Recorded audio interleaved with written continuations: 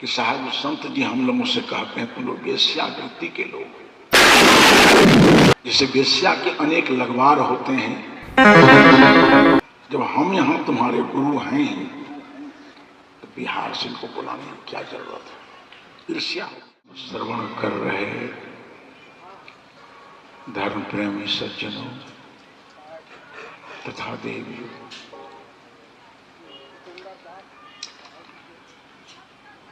हमारे वैयक्तिक जीवन,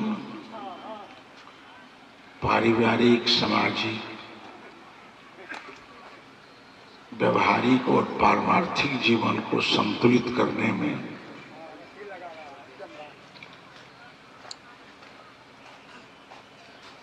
भारतीय अध्यात्म संविधान में एक सूत्र आया है,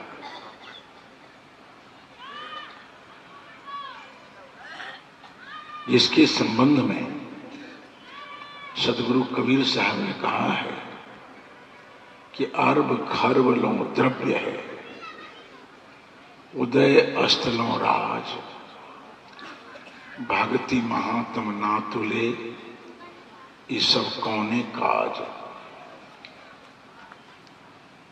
इन सारी उपलब्धियों के लिए, सारी विभूतियों की उपलब्धि के लिए हम लोग कठिन से कठिन श्रम करते हैं।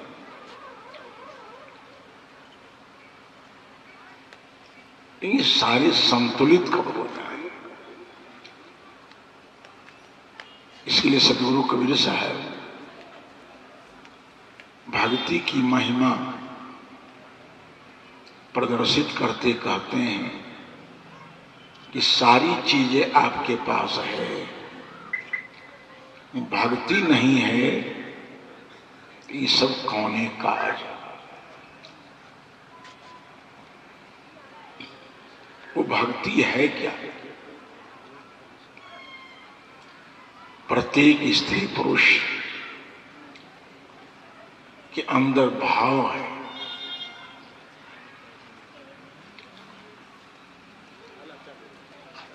और भाव प्रवाहित हो रहा है।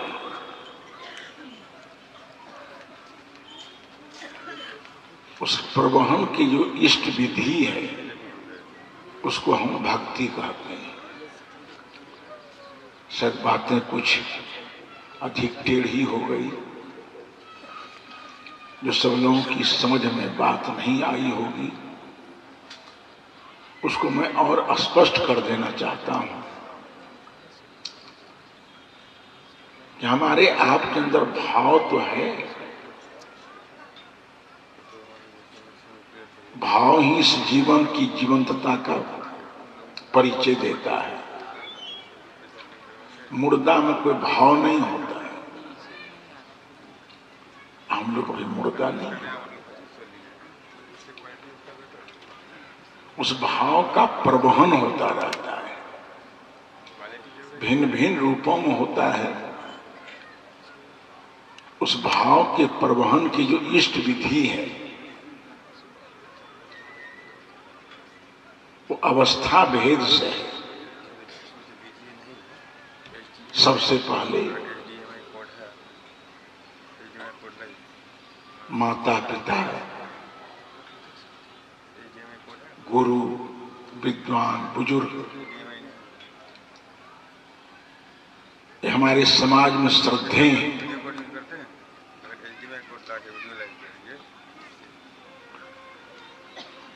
इनके प्रति जो हमारा भाव समर्पित होगा वो श्रद्धा के रूप, उसको हम श्रद्धा भक्ति कहते हैं। अलग अलग भक्ति की अवस्था में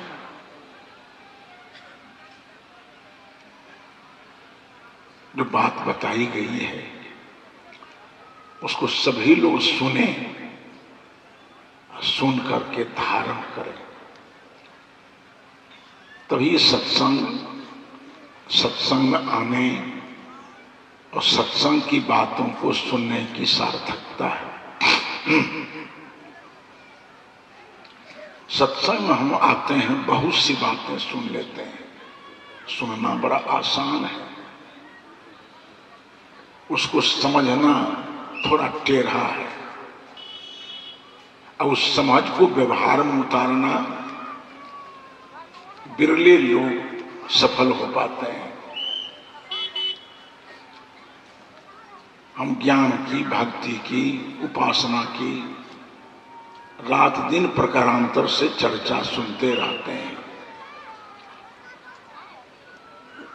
वो चर्चा का ज्ञान हमारे व्यवहार में रूपांतरित नहीं होते हैं। ज्ञान सबके पास है, ज्ञान की परिणति कर्म में सबके पास नहीं है। हम जितना जानते हैं उतना करते नहीं हैं।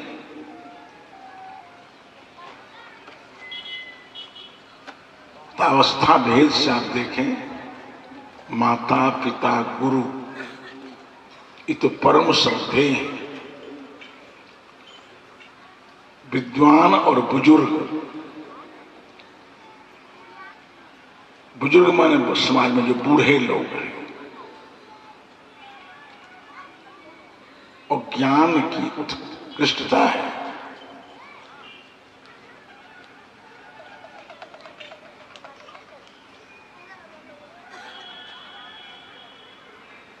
ऐसे विद्वान, ज्ञानी, गुरु, माता पिता और बूढ़े बुजुर्ग श्रद्धेय,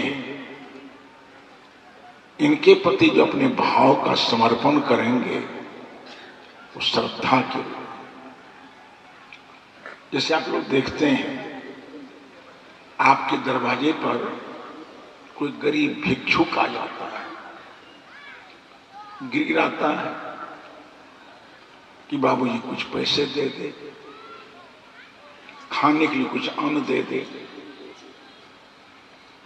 उसकी दीन दशा और गिड़गिड़ाहट को सुन करके आपके अंदर दया का उभार होता है, उसको दया बस कुछ दे देते हैं।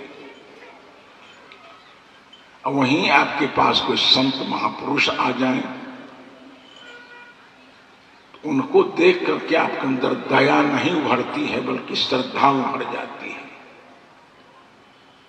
इसे संत सदगुरु माता पिता को जो कुछ भी हम देते हैं श्रद्धा पूर्वक देते हैं। श्रद्धाओं में दया में बड़ा भेद है।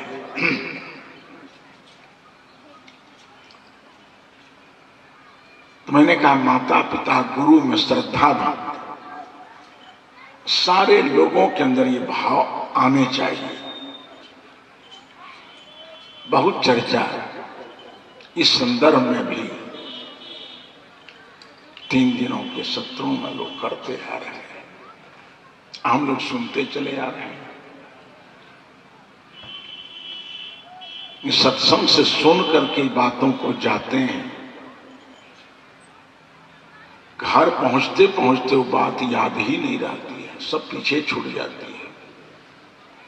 तब क्या फायदा?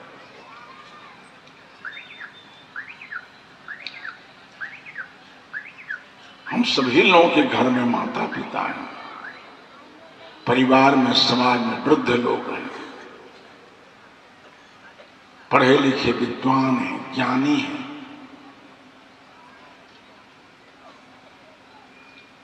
उनके प्रति श्रद्धा चाहिए। श्रद्धावान पुरुषो वेद,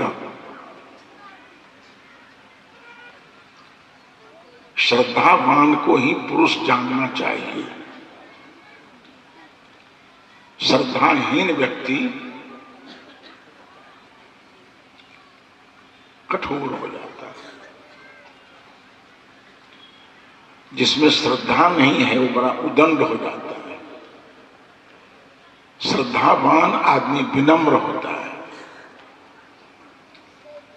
विनम्रता अच्छे जीवन की एक पहचान है। हर आदमी को विनम्र होना चाहिए।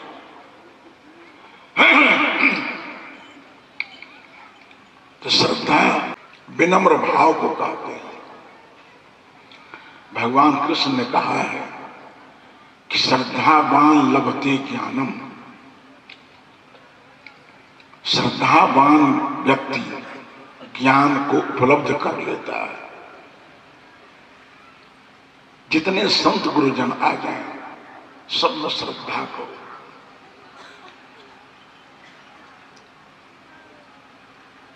चाहे बुद्ध, महावीर, मोहम्मद, सदगुरु कबीर प्रभृति संत महापुरुष हैं, चाहे किसी मत पंथ में हो, किसी भाषा में हो, किसी वेश में हो, सभी श्रद्धेय, सबके साथ श्रद्धापूर्वक मिलें और उनसे जो कुछ अच्छी सीख मिले, उपदेश मिले, शिक्षा मिले, उसको आत्मसात करें। तो मैंने कहा माता पिता गुरु, विद्वान और बुजुर्ग, वृद्ध लोग, ये सब श्रद्धेय हैं। इनके साथ हम श्रद्धापूर्ण व्यवहार करें। कर नहीं पाते हैं। अधिकांश परिवार में से श्रद्धा तो उठ गई है, समाप्त हो गई है। न माता में श्रद्धा है, न पिता में श्रद्धा है, न गुरु में श्रद्धा है। वृद्धों में हम श्रद्धा नहीं करते हैं, बल्कि मजाक उड़ाते हैं।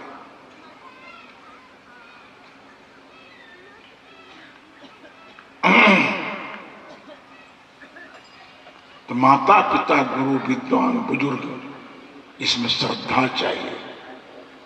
और उस श्रद्धा को हम श्रद्धा भक्ति कहते हैं। अगर सभी भाई बहनों के अंदर श्रद्धा भक्ति आ जाए, आपका जीवन बड़ा सरस, बड़ा सुकोमल, बड़ा विनम्र हो जाएगा। और समान वर्ग के लोग हैं, समान उम्र के लोग हैं, उसमें प्रेम चाहिए।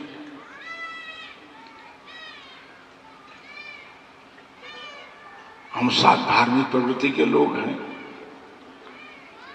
धार्मिक प्रवृत्ति के जितने लोग मिल जाएं, सब में प्रेम भाव करना चाहिए।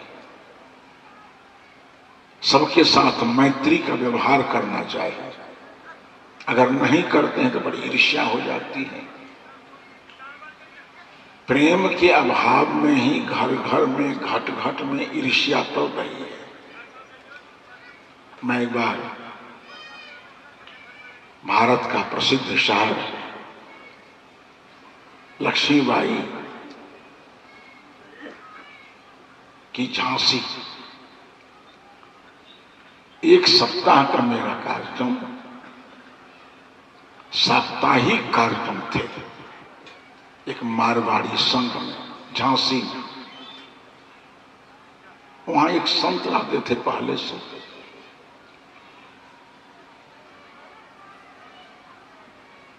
सारे लोग आते हैं। बगैर बुंदेलखंड डिग्री कॉलेज है, वहां के प्रोफेसर्स आते हैं, दर्शन विभाग के अध्यक्ष आते हैं। बड़ी गंभीरता से लोग बातों को सुनते हैं, समझते हैं। अब जो एमए पीएचडी किए हुए हैं, संतों की बातों को सुनकर वो सोचने के लिए विवश हैं कि हम लोग डिग्रीधारी लोग हैं, इस साधु संतों में कोई डिग्री नहीं है। ज्ञान कितना गंभीर है इनका। हर साधु के प्रति उस प्रोफेसर के हृदय में श्रद्धा उभर रही थी। वहीं इस शहर में एक दूसरा साधु, मैं बिहार से गया, उसके अंदर बड़ी जलन हो गई। और 7 दिनों के सत्संग में एक दिन भी वो किसी सत्र में भाग नहीं लिया, ईर्ष्या के कारण कि झांसी में मैं तो हूं ही, फिर बिहार से इसको बुलाने की क्या जरूरत।